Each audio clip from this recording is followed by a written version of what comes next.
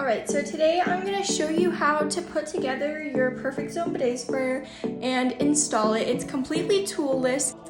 The first thing that I like to do is put together all the pieces before. It's just easier this way, in my opinion. So you're going to take your T-valve and connect this nut to this side and make sure that your washers are on there to prevent leaks, and you make that nice and tight. And then on the other side, you're going to take the conical side and attach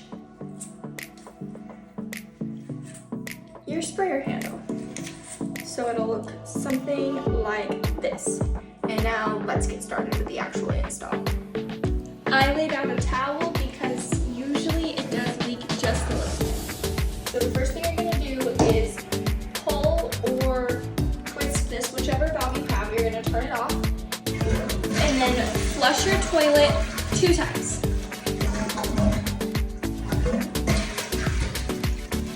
And this just ensures that most of the water is out of here. And then you're going to unscrew this part and see a little water came out, which is totally fine. And then you're going to take this metal side and connect it here.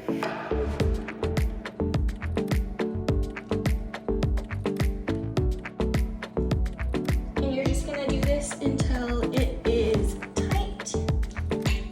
Now you're going to take this plastic nut and connect it on here.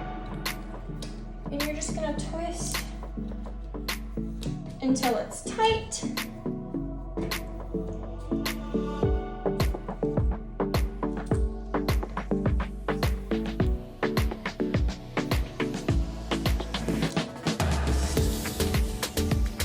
And now that it's all tight, you can turn your water back on, make sure there's no leaks, and then you want to turn your valve on. You'll feel it full of pressure, and it's ready to spray. And then make sure you always turn your T-valve off.